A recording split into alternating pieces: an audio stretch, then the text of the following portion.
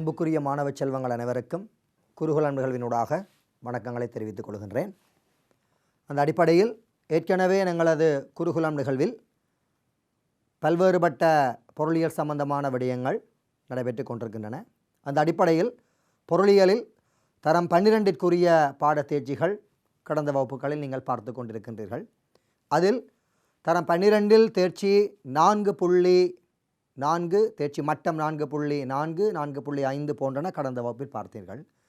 அதை தொடர்ந்து 4.4 தொடர்ந்து 4.5 சில விடயங்களை பார்த்தோம், சில விடயங்கள் பார்க்க வேண்டி இருக்கின்றது என தெரிவித்திருந்தோம். அந்த அடிப்படையில் இந்த நிகழ்வில் தனியுரிமை போட்டி நிறுவனம் குறுங்காலத்தில் உழைத்து கொள்ளக்கூடிய அல்லது பெற்றுக்கொள்ளக்கூடிய லாப சமநிலைகளில் ஏற்கனவே நாங்கள் குறுங்காலத்திற்குரிய சாதாரண லாபம் என்றால் என்ன, தனியுரிமை போட்டி நிறுவனத்தின் குறுங்காலத்திற்குரிய சாதாரண லாபம் என்றால் என்ன, அந்த சாதாரண லாபத்தை எவ்வாறு உழைக்க முடியும், அதற்குரிய வரைபடங்கள் அதற்குரிய விளக்கங்கள் எவ்வாறு காணப்படும் என்று பார்த்திருந்தோம். அதனை தொடர்ந்து இன்றைய இந்த நிகழ்வில் தனியுரிமை போட்டி நிறுவனம் குறுங்காலத்தில் அசாதாரண லாபத்தையும் உழைக்க முடியும், நட்டத்தையும் உழைக்க முடியும், நீண்ட காலத்தில் சாதாரண லாபத்தை உழைக்க முடியும் என்பது பற்றிய விளக்கங்களை நாங்கள் பார்க்க இருக்கின்றோம்.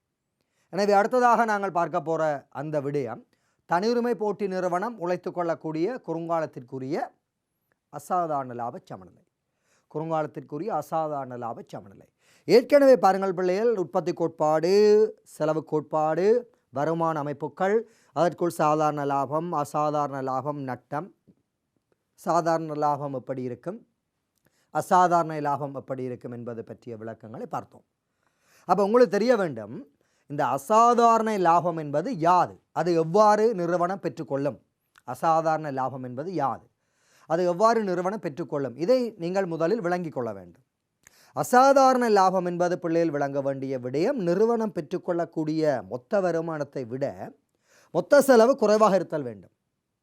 மாறாக மொத்த செலவினை விட மொத்த வருமானம் அதிகமாக இருத்தல் வேண்டும். டிஆரை விட டிசி குறைவாக இருத்தல் வேண்டும். மாறாக டிசியினை விட டிஆர் அதிகமாக இருத்தல் வேண்டும். ஓரலகுக்கு நீங்கள் எடுத்து நோக்கும் இடத்து, ஒரு பொருளிற்காக நீங்கள் எடுத்து நோக்கும் இடத்து அங்கே ஏஆரினை விட ஏசி குறைவாக இருக்கும், அதுதான் ஏடிசி குறைவாக இருக்கும்.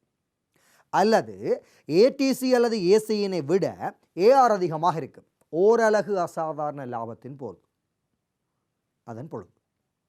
அப்போ அந்த அடிப்படையில் அசாதாரண லாபம் என்பது உங்களுக்கு தெரியும். அந்த அசாதாரண லாபத்தை தனியுரிமை போட்டி நிறுவனத்தில் எப்படி நாங்கள் காட்ட முடியும், எப்படி தனியுரிமை போட்டி நிறுவனம் அசாதாரண லாபத்தை உழைக்க முடியும்?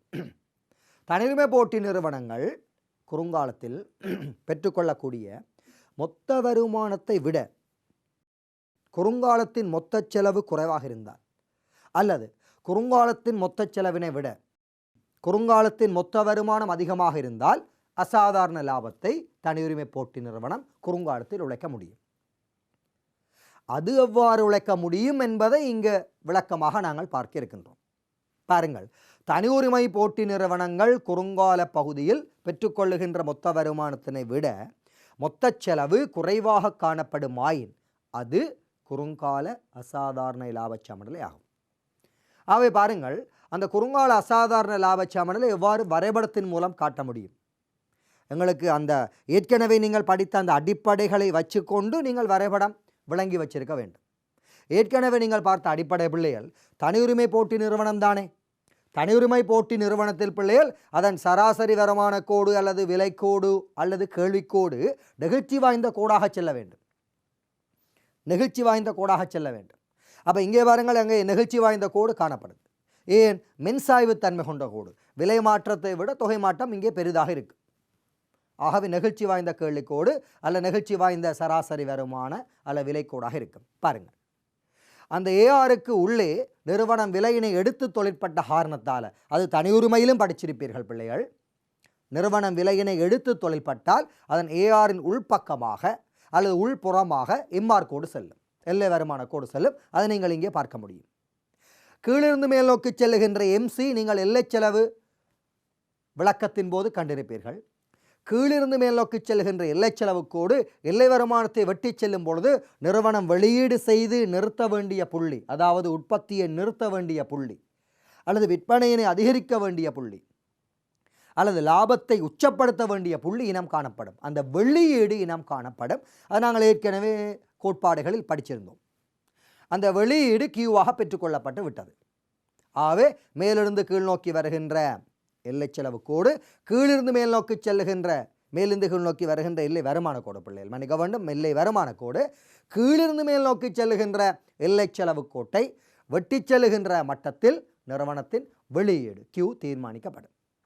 அந்த கியூவில் நிறுவனம் பெற்றுக்கொள்ளுகின்ற வருமானத்தை விட நிறுவனம் ஏற்படுத்தி கொண்ட செலவு குறைவாக இருந்தால் அசாதாரண லாபம் பெற்றுக்கொள்ளப்படும். நிறுவனம் அந்த வெளியீட்டை உற்பத்தி செய்யும் போது ஏற்படுகின்ற மொத்த செலவினை விட அந்த வெளியீட்டை விற்பனை செய்யும் போது பெற்றுக்கொள்ளுகின்ற மொத்த வருமானம் அதிகமாக இருந்தால் அசாதாரண லாபம் கிடைக்கப்பெறும். இங்கே பாருங்கள், அசாதாரண லாபத்தை எப்படி காட்டலாம். இந்த கியூவை நிறுவனம் ஆரம்பத்தில் உற்பத்தி செய்யும் பொழுது இந்த இடத்தில் ஏசி கோடு வருகின்றது. ஏசி கோடு சராசரி செலவு அல்ல சராசரி மொத்த செலவு கோடு வருகின்றது. அந்த சராசரி செலவு மொத்த செலவு கோட்டில் பாருங்கள் OP1 என்ற பெறுமதி வருகின்றது. இந்த OP1 என்ற பெறுமதி சராசரி செலவு பெறுமதி. இந்த கியூவால் அந்த OP1 என்ற பெறுமதியை பெருக்குவதன் மூலம் டிசியை பெற முடியும். டிசியை பெற முடியும். ஆகவே டிசி என்பது OP சராசரி செலவு, இந்த OQ அதான் இந்த Q சராசரி வெளியீட்டு அலகு. அலகினால் அந்த சராசரி செலவை பெருக்குவதன் மூலம் மொத்த செலவு OP1AE என்ற பகுதி பெறப்படும். OP1AQ என்ற பகுதி பெறப்படும். OP1AQ என்ற பகுதி பெறப்படும். பின்னர் இந்த Q என்ற அலகை நிறுவனம் நிரம்பல் செய்யும் பொழுது, நிறுவனம் விற்பனை செய்யும் பொழுது, வெளியீட்டை விற்பனை செய்யும் பொழுது அவருக்கு அங்கே சராசரி வருமானம் கிடைக்கப்பெறும். அவரது சராசரி வருமானம் பாருங்கள், அப்படியே இந்த இடத்துல பாருங்கள், AR என்ற இடத்துல வெட்டி செல்லும் இடம் விலை அல்லது வருமானத்தை நீங்கள் தொட்டு செல்லுகின்ற விடமாக கருத வேண்டும். அந்த தொட்டு செல்லுகின்ற இடம் OP ஆக இருக்கு. ஆகவே இந்த Q என்ற அலகை நிறுவனம் விற்பனை செய்யும் பொழுது அவரது அந்த சராசரி வருமான பெறுமதி அப்படியே பாருங்கள் OP என்ற பிரதேசமாக இருக்கு. அந்த OP என்ற சராசரி வருமான பெறுமதியை பிள்ளைகள் இந்த Q என்ற பெறுமதியால் பெருக்கி விட்டீங்கள் என்றால் மொத்த வருமான பெறுமதி வரும். OP என்ற சராசரி வருமான பெறுமதியை இந்த Q என்ற தொகையால் பெருக்கிறீர்களாக இருந்தால் OPEQ என்ற மொத்த வருமான பெறுமதி TR கிடைக்கும். ஆகவே பாருங்கள், OPEQ என்பது பிள்ளைகள் மொத்த வருமானம், OP1AQ என்பது மொத்த செலவு. அந்த மொத்த செலவின் பரப்பளவை விட நிலட்டி காட்டப்பட்டுள்ள P1PEA என்ற பகுதி வருமானம் அதிகமாக உள்ளது. மொத்த வருமானம் அந்த அதிகமாக உள்ள அந்த பகுதி P1PEA என அதிகமாக உள்ள அந்த பகுதி அசாதாரண இலாப பகுதியாக காணப்படும். P1PEA என்று மொத்த செலவினை விட மொத்த வருமானம் அதிகமாக உள்ள அந்த பகுதி அசாதாரண லாபமாக காட்டப்படும். இது வரைபட வழக்கம். இந்த வரைபடத்திற்குரிய மதிப்பீடுகளை நீங்கள் அடுத்ததாக பார்க்க முடியும். பாருங்கள் பிள்ளைகள், கியூவை நிறுவனம் உற்பத்தி செய்யும் போது டிசி பெற்றுக்கொள்ள முடியும். ஏசி தர கியூ, அந்த ஏசி நான் ஏற்கனவே சொன்னது போல OP1 டிசி பெற்றுக்கொள்ள முடியும். ஏசியை கியூவால் பெருக்கினால் டிசி வரும். ஆகவே OP1 கியூவால் பெருக்கினால் டிசி OP1AQ என்று வருகின்றது. பின்னர் அந்த கியூவை நிறுவனம் விற்பனை செய்யும் பொழுது உங்களுக்கு தெரியும் பிள்ளைகள் அங்கே TR வரும். ஆகவே TR நீங்கள் எடுக்க வேணும் பிள்ளைகள் AR தர கியூ. AR உங்களுக்கு தெரியும் அந்த வரைபடத்தில் OP என்ற பெறுமதியில் வந்தது. ஆகவே TR OP என்ற சராசரி வருமானம் ARஐ கியூவால் பெருக்கினால் OPEQ என்ற பிரதேசம் TR ஆக வரும். OPEQ என்ற பிரதேசம் OP1AQ என்ற பிரதேசத்தை விட அதிகமாக இருப்பதனால், அதாவது அந்த மொத்த செலவினை விட அதிகமாக மொத்த வருமானம் இருப்பதனால அங்கே அசாதாரண லாபம் பெற்றுக்கொள்ளப்படும். நான் ஏற்கனவே சொன்ன பகுதி அல்ல பிரதேசம் P1PEA அசாதாரண லாப பகுதியாக இருக்கும். P1PEA அசாதாரண லாப பகுதியாக இருக்கும். அந்த வரைபடத்தில் பார்த்திருப்பீர்கள். இது தனி உரிமை போட்டி நிறுவனம் குறுங்காலத்தில் உழைக்கக்கூடிய அசாதாரண லாபம், அதற்குரிய வரைபடம், அதற்குரிய வரைபடத்தின் மதிப்பீட்டு விளக்கம். அதே போல பிள்ளைகள், குறுங்காலத்தில் தனி உரிமை போட்டி நிறுவனம் நட்டத்தை கூட உழைக்க முடியும். நான் ஏற்கனவே சொன்னது போல நீங்கள் நிறைபோட்டி நிறுவனத்தைப் போல தனியுரிமை போட்டியை ஒப்பிட்டு பாருங்கள். நிறைபோட்டியும் குறுங்காலத்தில் அசாதாரண லாபத்தையோ அல்லது சாதாரண லாபத்தையோ அல்லது நட்டத்தையோ உழைக்க முடியும். தனியுரிமை போட்டியும் குறுங்காலத்தில் அசாதாரண லாபத்தையோ அல்லது சாதாரண லாபத்தையோ அல்லது நட்டத்தையோ உழைக்க முடியும். இங்கே தனியுரிமை போட்டி நிறுவனம் குறுங்காலத்தில் நட்டத்தை உழைத்தால் அதற்குரிய விளக்கம் அப்படி இருக்கும். இதற்கு முன்னுக்கு உங்களுக்கு தெரிய வேணும் பிள்ளைகள், இந்த நட்டம் என்றால் என்ன, நட்ட சமநிலை என்றால் என்ன? நிறுவனம், நிறைபோட்டி நிறுவனமோ தனியுரிமை நிறுவனமோ தனியுரிமை போட்டி நிறுவனமோ எந்த ஒரு நிறுவனமோ உழைக்கின்ற மொத்த வருமானத்தை விட மொத்த செலவு அதிகமாக இருந்தால் நட்டம் வரும். அல்லது மொத்த வருமானத்தை விட மொத்த செலவு அதிகமாக இருக்கும் என்று சொன்னால் மொத்த செலவை விட மொத்த வருமானம் குறைவாக இருந்தால் நட்டம் வரும். இதே வேளையில் ஓரளவிற்குரிய நட்டம் நீங்கள் தெரிந்து வைத்திருத்தல் வேண்டும். சராசரி வருமானத்தை விட சராசரி செலவு அதிகமாக இருந்தால் ஓரளவுக்குரிய நட்டம் காணப்படும் அல்லது பெறப்படும். மாறாக சராசரி செலவினை விட சராசரி வருமானம் குறைவாக இருந்தாலும் ஓரளவுக்கான நட்டம் பெறப்படும் அல்லது மதிப்பிடப்படும். இங்கே நாங்கள் பார்க்க போகின்ற விடயம், இங்கே பார்க்க போகின்ற அடிப்படை, தனியுரிமை போட்டி நிறுவனங்கள் குறுங்காலத்தில் நட்டத்தை உழைத்தால் அது எப்படி இருக்கும் பாருங்கள். தனியுரிமை போட்டி நிறுவனம் உழைக்கின்ற மொத்த வருமானத்தை விட தனியுரிமை போட்டி நிறுவனத்துக்கு ஏற்பட்ட மொத்த செலவு அதிகமாக இருந்தால் அது தனியுரிமை போட்டி நிறுவனத்தின் நட்டமாக இருக்கும். மாறாக தனியுரிமை போட்டி நிறுவனம் பெற்றுக்கொண்ட மொத்த செலவினை விட அவர் பொருட்களை விற்பனை செய்யும் போது ஏற்படுத்திய மொத்த வருமானம் குறைவாக இருந்தால் நட்டம் உழைக்கப்படும். அதற்குரிய விளக்கம் இங்கே காட்டப்படுகின்றது. பாருங்கள், தனியுரிமை போட்டி நிறுவனங்கள் குறுங்கால பகுதியில் பெற்றுக்கொள்ளுகின்ற மொத்த வருமானங்களை விட டிஆரை விட பிள்ளைகள் மொத்த செலவுகள் டிசி அதிகமாக காணப்படுமாயின் அது தனியுரிமை போட்டி நிறுவனத்தின் நட்ட சமநிலை ஆகும். இந்த நட்ட சமநிலையை தனியுரிமை போட்டி நிறுவனம் எப்படி வரைபடத்தின் மூலம் காட்ட முடியும், உழைக்க முடியும் என்பதை பார்ப்போம். அப்போ உங்களுக்கு தெரியணும் பிள்ளைகள், வரைபடத்தில் டிஆரை விட டிசி அதிகமாக இருக்க வேண்டும் அல்லது டிசியை விட டிஆர் குறைவாக இருக்க வேண்டும். பாருங்கள், நிலைக்குத்தச்சில விலை அல்லது வருமானம் அல்லது செலவு பி அல்லது ஆர் அல்லது சி, கிடையச்சில கியூ. பாருங்கள், நிறுவனத்தின் கேள்வி வலை நெகிழ்ச்சியுள்ள கேள்வி வலையாக வர வேண்டும். அது உங்களுக்கு அடிப்படை விளக்கத்தில் தெரிய வேண்டும். அதுக்கு நெகிழ்ச்சியுள்ள கேள்வி வலையாக வருகின்றது. ஏறத்தாழ பிள்ளைகள் மென்சாய்வுக்குரிய வலையாக வருகின்றது. அதற்கு உட்பக்கமாக நிறுவனம் விலையினை எடுத்து தொழில்படுகின்றபடியால் ஏஆருக்கு உட்பக்கமாக எம்ஆர் வருகின்றது, எல்லை வருமானம் வருகின்றது. சரி, வருகின்றது. கீழிருந்து மேல் நோக்கி எல்லை செலவுக்கோடு எம்சி செல்லுகின்றது. அந்த எல்லை வருமானம் எல்லை செலவும் வெட்டி செல்லும் மட்டத்தில் நிறுவனம் தனது லாபத்தை உச்சப்படுத்தக்கூடிய வெளியீட்டு மட்டத்தை தீர்மானிக்கின்றது அல்லது விற்பனை அலகினை தீர்மானிக்கின்றது. அந்த விற்பனை அலகு அல்லது வெளியீட்டை நிறுத்தும் புள்ளியின் பொழுது நிறுவனம் இங்கே நட்டம் உழைக்கும் நிலை ஏற்பட போகின்றது. பாருங்கள், நட்டத்தின் பொழுது அங்கே பாருங்கள் பிள்ளைகள், சராசரி செலவு அதிகமாக இருக்குது, அங்கே பாருங்கள் சராசரி வருமானம் குறைவாக இருக்கின்றது. அந்த வெளியீட்டின் பொழுது, அந்த கியூவின் பொழுது, இது கியூ பிள்ளைகளா, இது கியூ, இந்த கியூவின் பொழுது, இந்த கியூவை உற்பத்தி செய்யும் பொழுது ஏற்பட்ட சராசரி செலவை விட இந்த கியூவை விற்பனை செய்யும் போது பெற்றுக்கொள்ளப்படும் சராசரி வருமானம் குறைவாக இருக்கின்றது. மாறாக இந்த கியூவை உற்பத்தி செய்து விற்பனை செய்யும் போது ஏற்பட்ட சராசரி வருமானத்தை விட சராசரி செலவு அதிகமாக இருக்கின்றது. எனவே தான் மொத்த வருமானத்தை விட மொத்த செலவு அதிகமாக காணப்படும் நட்ட நிலை வரும். பாருங்கள், இந்த கியூவினை ஆரம்பத்தில் உற்பத்தி செய்யும் பொழுது நிறுவனத்தின் சராசரி செலவை பார்த்தால், இந்த பாருங்க பிள்ளைகள், இந்த கியூவுக்குரிய சராசரி செலவு இந்த ஏ என்ற இடத்தை பாருங்கள். அந்த அச்சு செலவையும் காட்டக்கூடிய அச்சு ஓபி என்ற மட்டம் சராசரி செலவு. OP1 பிள்ளைகள், OP1 என்ற மட்டம் சராசரி செலவு. அந்த OP1 என்ற சராசரி செலவை இந்த கியூவால் பெருக்குவதன் மூலம் OP1AQ என்ற மொத்த செலவினை பெற முடியும். சராசரி செலவினை விற்பனை அலகினால் பெருக்குவதன் மூலம் மொத்த செலவு வரும். சரி, OP1AQ மொத்த செலவு. பின்னர் இந்த Q என்ற அலகினை நிறுவனம் விற்பனை செய்யும் அல்லது நிரம்பல் செய்யும். அதன் பொழுது நிறுவனம் பெற்றுக்கொள்ளுகின்ற சராசரி வருமானத்தை பாருங்கள் பிள்ளைகளே, இந்த இ என்ற இடத்தில் பாருங்கள், ஏஆர் என்ற இந்த இ என்ற புள்ளியில் ஓபி என்பது சராசரி வருமானம். ஆகவே அந்த ஓபி என்ற சராசரி வருமானத்தை இந்த OQ, அதான் இந்த Q என்ற அலகினால் பெருக்குவதன் மூலம் OPEQ என்ற மொத்த வருமானம் பெற்றுக்கொள்ளப்படும். OPEQ மொத்த வருமானம்.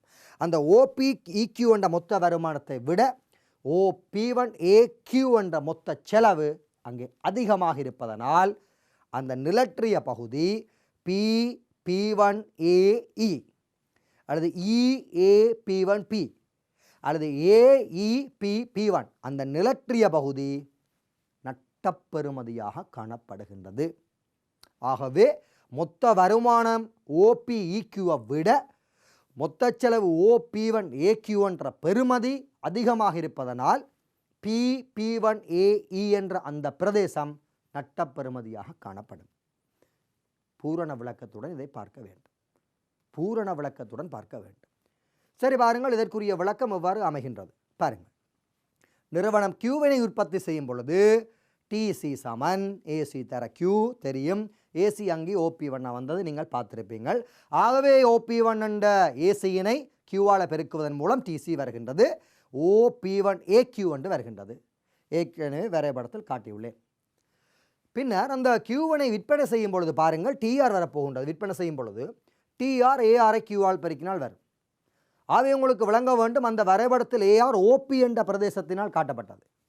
அந்த OP என்ற ARஐ Qவால் பெருக்குவதன் மூலம் OPEQ என்ற மொத்த வருமானம் TR பெறப்படும். அந்த OPEQ என்ற மொத்த வருமானத்தை விட மொத்த செலவு OP1AQ என்ற பெறுமதி அதிகமாக இருந்ததால் அந்த PP1EA என்ற அந்த பிரதேசம் எப்படி வந்ததென்றால் நட்டமாக வந்தது. பாருங்கள் பிள்ளைகளே, TCயை விட TR குறைவாக இருக்குது அல்லது TRஐ விட TC அதிகமாக இருக்குது.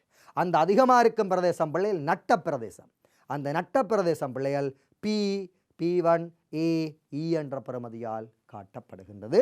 ஆகவே இதையும் உழைக்க முடியும். இப்போ பாருங்க பிள்ளைகள், இந்த தனி உரிமை போட்டி நிறுவனம் குறுங்காலத்தில் ஒன்றில் சாதாரண லாபத்தை உழைக்க முடியும் அல்லது அசாதாரண லாபத்தை உழைக்க முடியும் அல்லது நட்டத்தையும் உழைக்க முடியும் என்பது பார்த்து விட்டீர்கள். இது எவ்வாறு இருப்பினும் நீண்ட காலத்தில் தனி உரிமை போட்டி நிறுவனம் சாதாரண லாபத்தையே உழைக்கும் என்ற ஒரு கோட்பாடு என்ற ஒரு தியரி இங்கே முன்வைக்கப்படுகின்றது. அதற்கு காரணம் இருக்குது. என்ன காரணத்தினால குறுங்கால பகுதியில் சாதாரண லாபமோ அசாதாரண லாபமோ நட்டமோ உழைத்தாலும் நீண்டகால பகுதியில் என்ன காரணத்தினால் சாதாரண லாபத்தை உழைக்கும்? அதற்கு விதிகள் காரணிகள் இருக்கின்றன. அதற்குரிய காரணிகளைத்தான் நாங்கள் அடுத்த விடயத்தில் பார்க்க இருக்கின்றோம். அதற்குரிய விடயத்தை நாங்கள் பார்க்க இருக்கின்றோம். தனி உரிமை போட்டி நிறுவனங்கள் குறுங்கால பகுதியில் சாதாரண லாபத்தினையோ அல்லது அசாதாரண லாபத்தினையோ அல்லது நட்டத்தினையோ உழைத்து கொள்ளுகின்ற போதிலும் நீண்டகால பகுதியில் இவை சாதாரண லாபத்தையே உழைப்பதாக காணப்படுகின்றது. சாதாரண லாபத்தை உழைப்பதாக காணப்படுகின்றது. அதற்குரிய விளக்கங்களை நான் தற்பொழுது சொல்ல போகின்றேன். பாருங்கள் பிள்ளைகள், அது ஒரு வித்தியாசமான விளக்கம். நிறைபோட்டிக்கு நீங்கள் வழங்கிய விளக்கம் போல இங்கே இல்லை. நிறைபோட்டி குறுங்காலத்தில் சாதாரண லாபத்தையோ அல்லது அசாதாரண லாபத்தையோ அல்லது நட்டத்தை உழைத்தாலும் நீண்ட காலத்தில் சாதாரண லாபத்தையோ நிறைபோட்டி உழைக்கும். அதற்கு நீங்கள் சொன்ன விளக்கம் வேறு பிள்ளைகள். அங்கே சந்தைக்குரிய நிரம்பலில் மாற்றங்கள் ஏற்பட்டது. அதை வைத்து விளக்கம் கொடுத்தீர்கள். நிரம்பலில் அதிகரிப்பு, நிரம்பலில் வீழ்ச்சிகள், சந்தை நிரம்பல் கோட்டில் ஏற்படக்கூடிய மாற்றங்களை வச்சு விளக்கம் கொடுத்தோம். இங்கே தனி உரிமை போட்டி குறுங்காலத்தில் சாதாரண லாபத்தையோ அல்லது அசாதாரண லாபத்தையோ அல்லது நட்டத்தை உழைக்கின்ற போதிலும் நீண்ட காலத்தில் சாதாரண லாபத்தை உழைப்பதற்கு காரணம் இங்கே நிறுவனங்களின் கேள்வி.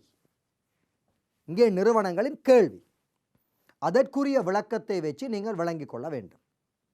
எப்படி என்று சொன்னால் பாருங்கள், குறுங்காலத்தில் அசாதாரண லாபம் உழைக்க முடியும் தானே? சரி, வைப்போம். குறுங்காலத்தில் ஒவ்வொரு தனி உரிமை போட்டி நிறுவனமும் அசாதாரண லாபத்தை உழைக்குது என்று வைப்போம். இந்த விடயத்தை தெரிந்த புதிய நிறுவனங்கள் அங்கே ஓரளவு பிரவேச சுதந்திரம் இருக்கென்று நாங்கள் படித்தோம் தானே விளக்கத்தில். அப்போ இங்கே உள்ள பிரவேச சுதந்திரங்களை பயன்படுத்தி புதிய தனி உரிமை போட்டி நிறுவனங்கள் சந்தையில் புதிதாக உட்பிரவேசிக்க ஆரம்பிக்கும் பொழுது புதிய நிறுவனத்துக்கு கேள்வி கூடும். மக்கள் இந்த கேள்வி கூடும். வாடிக்கையாளர் அங்கே புதிய நிறுவனத்துக்கு போய் வாங்க வலிக்கிடுவார்கள் பொருட்களை. இதனால் பழைய ஏற்கனவே அசாதாரண லாபத்தில் இருக்கின்ற நிறுவனங்களுக்குரிய பொருட்களின் கேள்வி குறைவடை. ஆகவே அசாதாரண லாபத்தை குறுங்காலத்தில் நிறுவனங்கள் உழைக்கும் பொழுது அதை கேள்விப்பட்ட அதனால் கவரப்பட்ட புதிய தனியுரிமை போட்டி நிறுவனங்கள் உட்பிரவேசிக்கலாம். அப்படி உட்பிரவேசிக்கும் பொழுது அந்த நிறுவனத்துக்கு மக்கள் பொருட்களை வாங்க சென்று கேள்வி ஏற்படுத்துவார்களாக இருந்தால் வாடிக்கையாளர்கள், இந்த அசாதாரண லாபத்தை உழைத்து கொண்டிருக்கின்ற பழைய நிறுவனங்களின் கேள்வி குறையும். இதை பழைய நிறுவனங்கள் உணர்ந்து அவை விளம்பரப்படுத்தல் போன்ற செலவுகள், இந்த பொருள் வேறுபடுத்தல் போன்ற செலவுகள், இந்த விற்பனைக்கு பிந்திய செலவுகள் என்று பல்விதமான இந்த கவர்ச்சிகள் தந்திரோபாயங்களை செய்யும். இதனால் அவற்றின் சராசரி செலவுகள் அதிகரிக்கும். ஆகவே கேள்வி குறையுதென்று சொன்னால் சராசரி வருமானம் குறைகின்றது. பாருங்கள் பிள்ளைகள், கேள்விக்கோடு குறைகின்றது அல்ல கேள்விக்கோடு இடது பக்கம் நோக்கி நகர்கின்றது என்று சொன்னால் அந்த கேள்விக்கோடு தானே சராசரி வருமான கோடாக இருக்கும் தனியுரிமை போட்டி நிறுவனத்தில். ஆகவே கேள்விக்கோடு இடது பக்கம் நோக்கி நகர்ந்தால் அல்லது கேள்வி குறைந்தால் அங்கே சராசரி வருமானம் குறைவடைகின்றது. ஏற்கனவே அசாதாரண லாபத்தை உழைத்த நிறுவனங்களின் சராசரி வருமானம் குறைவடைகின்றது. தமது கேள்வியை தக்க வைப்பதற்காக இவை இந்த புதிய புதிய விளம்பரப்படுத்தல் செலவுகள், பொருள் வேறுபடுத்தல் செலவுகள், சில மாயைத்தன்மையான கவர்ச்சிகரமான செயற்பாடுகளை செய்யும். அப்படி செய்யும் பொழுது சராசரி செலவுகள் அதிகரிக்க ஆரம்பிக்கும். அப்போ சராசரி வருமானம் அல்லது கேள்வி குறைய, சராசரி செலவு அதிகரிக்க, படிப்படியாக அசாதாரண லாபம் குறைந்து குறைந்து குறைந்து குறைந்து சாதாரண லாபத்தை நோக்கி நிறுவனம் நகர்வடைய ஆரம்பிக்கும். இதுதான் குறுங்காலத்தில் அசாதாரண லாபத்தை நிறுவனங்கள் உழைத்தாலும் படிப்படிப்படியாக நீண்ட காலத்தில் சாதாரண லாபத்தை உழைக்கும் நிலை என்ற விளக்கம். மீண்டும் ஒரு தடவை உங்களுக்காக சொல்லுகிறேன் பாருங்கள். குறுங்காலத்தில் அசாதாரண லாபத்தையோ அல்லது சாதாரண லாபத்தையோ அல்லது நட்டத்தையோ தனியுரிமை போட்டி நிறுவனங்கள் உழைக்கின்ற போதிலும் நீண்ட காலத்தில் சாதாரண லாபத்தை தான் உழைக்கும். அதற்கு தான் பிள்ளை விளக்கம். குறுங்கால பகுதியில் அசாதாரண லாபத்தை நிறுவனங்கள் உழைத்தால் அதனால் கவரப்பட்ட புதிய நிறுவனங்கள் சந்தையில் உட்பிரவேசிக்கும் பொழுது, புதிய நிறுவனங்களுக்கு கேள்வி அதிகரிக்கும் பொழுது பழைய நிறுவனங்களின் கேள்வி கொஞ்சம் கொஞ்சமாக குறையும். ஆகவே கேள்விக்கோடு இடது பக்கம் நோக்கி நகரும். கேள்விக்கோடு தான் பிள்ளைகள் வருமான கோடு, சராசரி வருமான கோடு. சராசரி வருமான கோடு குறைந்து குறைந்து குறைந்து வரும்பொழுது சராசரி வருமானம் குறையும். இதை நிறுவனம் தக்க வைப்பதற்காக நிறுவனம் சில செலவுகளை வித்தியாசமாக செய்யும். அந்த செலவுகளை செய்யும் பொழுது நிறுவனத்தின் சராசரி செலவு அதிகரிக்கும். சராசரி வருமானம் குறைய, சராசரி செலவு அதிகரிக்க, ஏதோ ஒரு இடத்துல சராசரி வருமானமும் சராசரி செலவும் சமநிலையும். அந்த இடம் நீண்ட கால சாதாரண லாப நிலையாக இருக்கும். இது பிள்ளைகள் குறுங்கால அசாதாரண லாபத்தில் இருந்து நீண்ட காலத்துக்கு சாதாரண லாபத்துக்கு சென்ற விளக்கம். பாருங்கள், குறுங்கால பகுதியில் அசாதாரண லாபத்தை நிறுவனங்கள் உழைக்கும் போது அதனால் கவரப்படக்கூடிய ஒரு சில புதிய தனியுரிமை போட்டி நிறுவனங்கள் சந்தையில் உட்பிரவேசிப்பதனால் ஏற்கனவே உள்ள நிறுவனங்களின் பண்டங்களின் கேள்வி குறைவடைய, புதிய நிறுவனங்களுக்கான பண்டங்களின் கேள்வி அதிகரிக்கின்றது. இதனால் ஏற்கனவே உள்ள நிறுவனங்கள் பொருள் வேறுபடுத்தல் விளம்பர செலவுகளை மேற்கொள்வதனால் அவற்றின் சராசரி செலவுகள் அதிகரிக்க, குறுங்கால பகுதிக்குரிய அசாதாரண லாப நிலை மறைந்து நீண்டகால பகுதிக்குரிய சாதாரண லாப நிலைகள் பெறப்படுகின்றன. இது பிள்ளைகள் ஒரு விளக்கம். குறுங்காலத்தில் அசாதாரண லாபத்திலிருந்து நீண்டகால சாதாரண லாபத்துக்கு வரும் ஒரு விளக்கம். மாறாக குறுங்காலத்தில் நட்டத்தையும் முளைக்கலாம் தானே. ஏற்கனவே சொன்னாங்கள் பிள்ளைகள், என்ன தனியுரிமை போட்டி நிறுவனங்கள் நட்டத்தை முளைக்கலாம் குறுங்காலத்தில். அப்போ நட்டத்தை உழைத்தால் அதனை தாங்க முடியாத தனியுரிமை போட்டி நிறுவனங்கள் சந்தையை விட்டு வெளியேற ஆரம்பிக்கும். சந்தையை விட்டு தாங்க முடியாத அந்த நட்டத்தை அனுபவிக்க முடியாத நிறுவனங்கள் சந்தையை விட்டு வெளியேறும். அதாவது தனது சராசரி மாறும் செலவை கூட ஈடு செய்ய முடியாத சராசரி வருமானத்தை உழைக்கும் நிறுவனங்கள் சந்தையை விட்டு வெளியேறும். அப்படி வெளியேறும் பொழுது ஏற்கனவே உள்ள நிறுவனங்கள், ஒரு சில நிறுவனங்கள சந்தையில் நிறுவனங்கள் குறைந்து குறைந்து வரும் பொழுது மிச்சமாக இருக்கிற நிறுவனங்களுக்கு கேள்வி அதிகரிக்கும். ஏன்? சில நிறுவனம் சந்தையை விட்டு வெளியேறினால் அந்த சந்தையில் பொருட்களுக்கு கேள்வி ஏற்படுத்திய வாடிக்கையாளர்கள் ஏற்கனவே மிச்சமாக இருக்கிற நிறுவனங்களுக்கு கேள்வி ஏற்படுத்துவார்கள். அதனால் கேள்வி அங்கே ஏற்கனவே மிச்சமாக இருக்க போகிற நிறுவனங்கள், தனியுரிமை போட்டி நிறுவனங்களுக்கு கேள்வி அதிகரிக்க ஆரம்பிக்கும். கேள்வி அதிகரிக்கும் பொழுது அந்த கேள்விக்கோடு தானே பிள்ளைகள் சராசரி வருமான கோடு. அப்போ கேள்வி அதிகரிக்குது என்று சொன்னால் அங்கே சராசரி வருமானம் அதிகரிக்கின்றது. கேள்விக்கோடு வலது பக்கம் நோக்கி செல்லுது என்று சொன்னால் அதே வலை தான் சராசரி வருமான வலை, அது வலது பக்கம் நோக்கி செல்ல ஆரம்பிக்கும். எனவே கேள்வி அதிகரிக்கும் என்றால் சராசரி வருமானம் அதிகரிக்கும். இந்த நேரத்தில் நிறுவனம் நட்டத்தை உழைத்து கொண்டிருந்தபடியால், தேவையில்லா செலவுகளை ஏற்படுத்தியபடியால் அவற்றை குறைக்கும். அப்போ சராசரி செலவு குறையும், சராசரி வருமானம் அதிகரிக்கும். அப்போ சராசரி செலவு குறைஞ்சு வரும்பொழுது சராசரி வருமானம் அதிகரித்து வரும்பொழுது ஏதோ ஒரு இடத்தில் அங்கே ஏஆரும் ஏடிசியும் சமனடையும் நிலை வரும். அது நீண்ட கால நிலையாக இருக்கும். அந்த இடத்தில் நிறுவனத்தில் குறுங்கால நட்ட நிலை மறைந்து நீண்டகால சாதாரண லாப நிலை வரும். இதுதான் தனியுரிமை போட்டி நிறுவனம் நட்டத்திலிருந்து, குறுங்காலத்தில் நட்டத்திலிருந்து நீண்ட கால சாதாரண லாபத்துக்கு வரும் நிலை. இப்போ விளக்கத்தை பார்ப்போம். மாறாக குறுங்கால பகுதியில் தனியுரிமை போட்டி நிறுவனங்கள் நட்டத்தினை உழைக்கும் போது அதனை தாங்க முடியாத ஒரு சில தனியுரிமை போட்டி நிறுவனங்கள் சந்தையினை விட்டு வெளியேறுவதனால் எஞ்சியதாக காணப்படக்கூடிய ஒரு சில போட்டி நிறுவனங்களுக்குரிய சந்தை கேள்வி அதிகரிக்க ஆரம்பிக்கின்றது.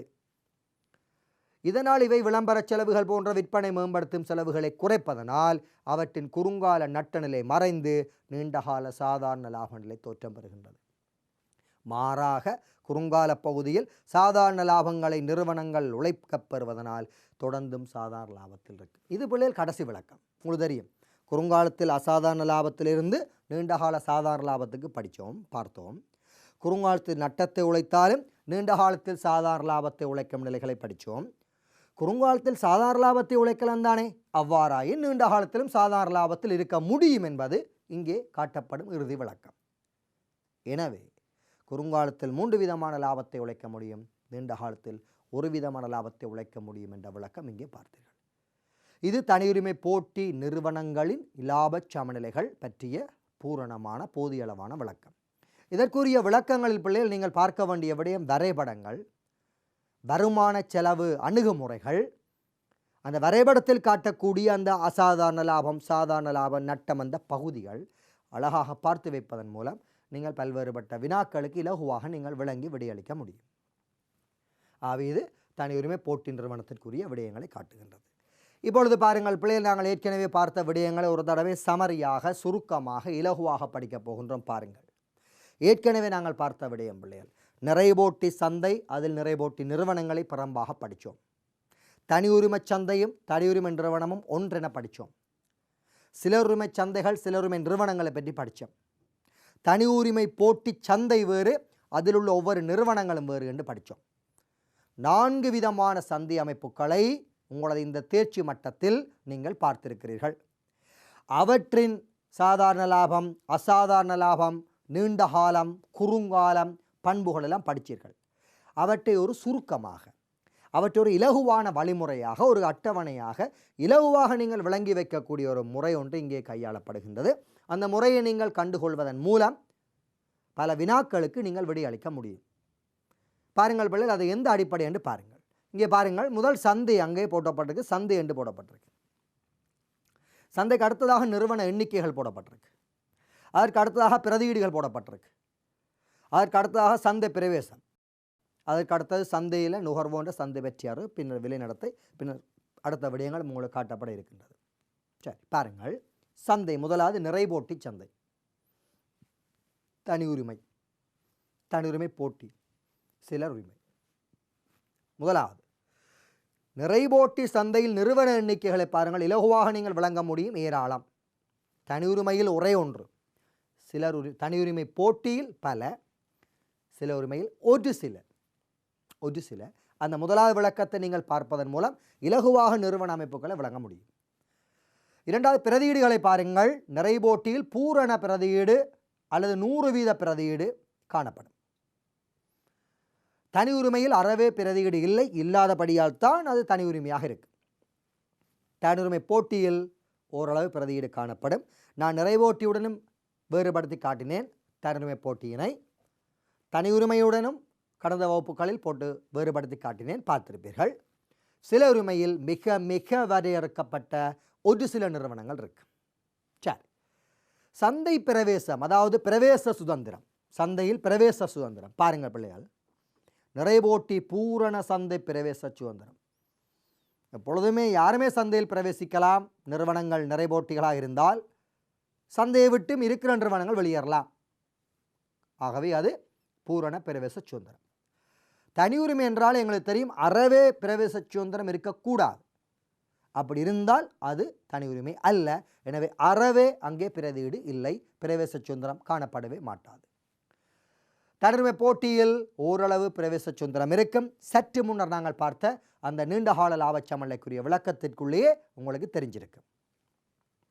சிலர் உரிமையில் பிரவேச சுதந்திரம் மிக மிக மிக வரையறுக்கப்பட்டிருக்கும். செயற்கை தடைகள், இயற்கை தடைகள், காரணிகள் எல்லாம் படித்தீர்கள். மீண்டும் நீங்கள் அதை விளங்கி பார்க்க வேண்டுமாக இருந்தால் எமது என்னை அந்த சேனலில் போய் நீங்கள் மீண்டும் இந்த யூடியூப்பில் இந்த வீடியோக்களை நீங்கள் பார்க்க முடியும். நிறைய பயன்களை அனுபவிக்க முடியும். அதுக்கு அடுத்தது பாருங்கள் அப்போ நுகர்வோன் சந்தை பற்றிய அறிவு அல்லது சந்தை பற்றிய நுகர்வோனது ஆற்றல். எங்களுக்கு தெரியும், நிறைவோட்டி பூரண சந்தை பற்றிய அறிவு நுகர்வோன் கொண்டிருப்பான். பூரண சந்தை பற்றிய அறிவு. தனி உரிமை அறவே சந்தை பற்றிய அறிவு நுகர்வோனுக்கு காணப்படுவது இல்லை, காணப்பட மாட்டாது. தனியுரிமை போட்டி ஓரளவு சந்தை பற்றிய அறிவு நுகர்வோருக்கு இருக்கும். சில உரிமையில் மிக குறைவான, கிட்டத்தட்ட பிள்ளைகள் நான் உங்களுக்கு சொன்ன விளக்கம் சிலர் உரிமை தனியுரிமைக்கு அடுத்ததாக நீங்கள் சிந்திச்சு பார்த்தால் விளங்கும். அங்கே அறவே தனியுரிமையில் அறவே இல்லை, சந்தை பற்றிய அறிவு அறவே இல்லை என்றால் இங்கே மிக குறைவு என்றால் இல்லை என்று இல்லை, மிக குறைவு. அப்படி விளங்கி பாருங்கள். விலை நடத்தை நிறைபோட்டி உங்களுக்கு தெரியும் பிள்ளைகள், ஒவ்வொரு நிறைபோட்டி நிறுவனமும் விலையினை ஏற்போனாக இருக்கும். சந்தை விலையினை எடுப்போன் நிறைபோட்டியில் நிறுவனம் விலையினை ஏற்போன், அதை விளங்கி வச்சிருங்கள். தனியுரிமை நிறுவனம் ஒன்று விலையினை எடுப்போன், தனியுரிமை போட்டி விலையினை எடுப்போன். சில உரிமை விலையினை எடுப்போன், சில கூட்டு தீர்மானங்கள், கொள்கை தீர்மானங்கள் இருக்கும். சில எதிரெதிர் நடவடிக்கைகளால் முறிந்த கேள்விக்கோடுகளும் அங்கே காணப்படலாம். இந்த விளக்கத்தை அழகாக பார்ப்பதன் மூலம் பயிற்சிகளை நீங்கள் இலகுவாக செய்ய முடியும். அதற்கடுத்தது பாருங்கள் பிள்ளைகள், அங்கே சந்தையின் அடுத்த பண்புகள் இருக்குது. சந்தையின் அடுத்த பண்புகள் இருக்குது. நிறைபோட்டி, தனியுரிமை, தனியுரிமை போட்டி, சில உரிமை. லாப சமநிலைகள் நாங்கள் ஏற்கனவே பார்த்த அதே விடயம் என நிறைபோட்டியில் குறுங்காலத்தில் சாதாரண லாபத்தை உழைக்கலாம், அல்லது அசாதாரண லாபத்தை உழைக்கலாம், அல்லது நட்டத்தை உழைக்கலாம். ஆனால் நீண்ட காலத்தில் நாங்கள் படித்தோம் நிறைபோட்டியில் சாதாரண லாபம் மட்டும் உழைக்கும் நிலைகள். அதற்கடுத்தது பார்த்தீர்கள், தனியுரிமையில் குறுங்காலத்திலோ அல்லது நீண்ட காலத்திலோ அசாதாரண லாபம் மட்டும்தான் இருக்கும், அது தனியுரிமை. அதுக்குரிய பண்புகளை பார்க்கும் பொழுது உங்களுக்கு இலகுவாக விளங்கியிருக்கும். தனியுரிமை போட்டியை பாருங்கள், நிறைபோட்டி நீங்கள் பார்த்த அதே போன்ற விளக்கம் இங்கே வர வேண்டும். அதே மாதிரியான விளக்கம் வரும். நாங்கள் அதுக்குரிய விளக்கங்கள் வரைபடங்களை பார்த்திருக்கின்றோம். குறுங்காலத்தில் சாதாரண லாபம், அசாதாரண லாபம், நட்டம் எதையுமே உழைக்க முடியும். நீண்ட காலத்தில் நாங்கள் படிச்சிருந்தோம் சற்று முன்னர் சாதாரண லாபத்தை மட்டும் உழைக்கலாம், காரணங்களுடன் படிச்சிருந்தோம். சிலர் உரிமை குறுங்காலத்தில் நீண்ட காலத்தில் அசாதாரண லாபத்தையே தக்க வைக்கும், புதிய நிறுவனங்கள் வருவதற்கு பாரியளவான தடைகளை கொண்டிருக்கும். ஆவே சில உரிமை. அங்கே பாருங்கள் பிள்ளைகள், சில உதாரணம் உங்களுக்காக தரப்பட்டிருக்கிறது. நிறைபோட்டி, மரக்கரு சந்தை, மீன் சந்தை, நெட் சந்தைகள், அதுகளெல்லாம் உங்களுக்கு உதாரண விளக்கங்களுக்காக தரப்பட்டுள்ளது. தனியுரிமைக்கு நாங்கள் ஏற்கனவே சொன்னது, இலங்கையை பொறுத்த வரைக்கும் இலங்கையில் புகையிரதம் இலங்கை அரசு தனியுரிமை. நீர்வளங்கள் வடிகாலமைப்பு சபை அரசாங்கத்துறை மட்டுமே ஒரு பொறுப்பை சட்டத்தின் பிரகாரம் தனியுரிமைக்கு வழங்கி இருக்குது. நாணய வெளியீடு தொடர்பாக இலங்கை மத்திய வங்கி, அவர் மின்சார சபை அரசாங்கத்துறை சட்டத்தின் பிரகாரம் சட்ட தனியுரிமை வழங்கியுள்ளது. ஸோ இவற்றை நீங்கள் உதாரணமாக இங்கே விளங்கிக் கொள்ள முடியும் பிள்ளைகள். தனியுரிமை போட்டியில் பிள்ளைகள் பாருங்கள் உங்களுக்கு தரப்பட்டிருக்கிறது. சிறப்பு வர்த்தக நிலையம் என்பது அங்காடிகள் என. பத்திரிகை சந்தை சில உரிமையில் நீங்கள் பார்க்கலாம். வானொலி சேவை, தொலைக்காட்சி சேவைகள் அவற்றை நீங்கள் இங்கே பார்க்கலாம். அதற்குரிய பண்புகளை பார்க்க நாங்கள் ஏற்கனவே படித்த பண்புகள் அங்கே விளங்கும். அதுக்கடுத்தது பாருங்கள் பிள்ளைகள், உற்பத்தி தன்மை, ஒரே தன்மை கொண்ட பொருட்கள் அங்கே விற்பனை செய்யப்படும், உற்பத்தி செய்யப்படும் நிறைபோட்டியில். தனியுரிமையில் சிறப்புத்தன்மை வாய்ந்தது, அந்த நிறுவனம் மட்டும்தான் அந்த பொருளை உற்பத்தி செய்து நிரம்பல் செய்யும், சிறப்புத்தன்மை வாய்ந்தது. அதற்கடுத்தது பாருங்கள், தனியுரிமை போட்டி பொருள் வேறாக்கம், உண்மையான வேறாக்கம், பொய்யான வேறாக்கம், பொருள் வேறாக்கங்களை செய்யும். பார்த்திருக்கிறோம். அந்த பொருள் வேறாக்கங்களுக்குரிய விளக்கங்களை பிள்ளை நீங்கள் விளங்கி வச்சிருங்கள். படித்து விளங்குவதன் மூலம் இந்த பண்புகளை இலகுவாக நீங்கள் புரிந்து கொள்ள முடியும். சிலருமையும் வேறாக்கம் செய்யப்பட்ட பொருட்கள், அதுக்கு காரணங்கள் படிச்சிருந்தோம். அவரின் தந்திரோபாய செயற்பாடுகளையும் பார்த்திருந்தோம். கேள்விக்கோடு நிறைவோட்டி நிறுவனம் ஒன்று விலையினை ஏற்றுத் தொழிற்படுவதனால் முடிவிலி கேள்வி பூரண நிகழ்ச்சி வாய்ந்த கேள்வி என்று சொல்லுவோம். அது அங்கே காணப்படும். தனி உரிமை விலையினை எடுப்பதனால், எடுத்து அல்லது தீர்மானித்து அல்லது நிர்ணயித்து தொழிற்படுவதனால் சாதாரண கேள்வி வழங்கி மேலிருந்து கீழ் நோக்கியதாக செல்லும். ஆனால் ஒன்று பிரதியீடுகள் அற்றிருப்பதனால் அங்கே நிகழ்ச்சி அற்ற, ஒன்றுக்கு குறைந்த கேள்வி நிகழ்ச்சி காணப்படும். அது அங்கே காட்டப்படுகிறது. நிகழ்ச்சி அற்ற கேள்வி வழங்கி. தனி உரிமை போட்டியில் உங்களுக்கு தெரிய வேண்டும், விலையினை எடுத்து அல்லது தீர்மானித்து அல்லது நிர்ணயித்து தொழிற்படுவதனால் தனி உரிமையில் கேள்வி வழங்கி சாதாரண கேள்வி வழங்கியாக மேலிருந்து கீழ் நோக்கி செல்லும். தனியுரிமையில் இல்லை பிள்ளைகள், தனியுரிமை போட்டியில், தனியுரிமையிலும் அதே போல. ஆனால் தனி உரிமையில் நிகழ்ச்சி அற்ற கேள்வி வழங்கி காணப்படும். அதே வேளை தனியுரிமை போட்டியில் நிகழ்ச்சி உள்ள கேள்வி வழங்கி காணப்படும். ஏன்? தனி உரிமையில் பிரதியீடு அறவே இல்லை. பெருமளவு விலை அதிகரித்தாலும் கொள்வனவாளன் சிறியளவு தான் தொகையை குறைப்பான். பிரதியீடுகள் இல்லை, அதே பொருளைத்தான் வாங்க வேண்டும். அதுதான் தனி உரிமை. மாறாக தனியுரிமை போட்டியில் அங்கே பிரதியீடுகள் காணப்படும். சந்தையில் பிரதியீடு இருக்குன்னு தானே பிள்ளைகள். அதனால் சிறியளவான விலை அதிகரிப்புகளினால் நுகர்வோர் பெருமளவு அந்த நிறுவனத்தின் கீழ் தொகையை குறைத்து பிரதியீடு உள்ள மற்ற நிறுவனத்தில் பொருளை வாங்க செல்லுவார்கள். ஆகவே நிகழ்ச்சி உள்ள கேள்வி வலை அங்கே இருக்கும். மின்சாய்வுத்தன்மை கொண்ட வலையை அதற்குரிய விளக்கங்களை பெற்றுக்கொள்ளுங்கள். இங்கே நிகழ்ச்சிகள் வேறுபடும். அதனால் அங்கே முறிவடைந்த கேள்விக்கோடுகள் தோற்றம் வரும் நிலைகள் காணப்படலாம். இவை பிள்ளைகள் உங்களுக்குரிய சந்தி அமைப்புகள், அவற்றின் வருமான செலவு லாப நட்ட சமநிலைகள் போன்றவற்றிற்குரிய விளக்கங்கள் இங்கே வருகின்றன. அவை பாருங்கள் பிள்ளைகள், ஏற்கனவே நாங்கள் பார்த்த விடயம் தேர்ச்சி மட்டம் 4 4.5 பார்த்துட்டோம். சந்தி அமைப்புகள், வருமான கோட்பாடுகள், நிறைவோட்டி நிறுவனத்தின் வருமான செயற்பாடுகள், லாப செயற்பாடுகள். ஆனால் உங்களுக்கு இலகுவாக புரிந்து கொள்வதற்காக நாங்கள் ஒரு சுருக்கமான தேர்ச்சி மட்டம் போல ஒவ்வொரு நிறுவனங்களது லாபங்கள் நட்டங்கள் எல்லாமே நாங்கள் ஒவ்வொரு நிறுவனத்துக்குள்ள படிச்சிருந்தோம்.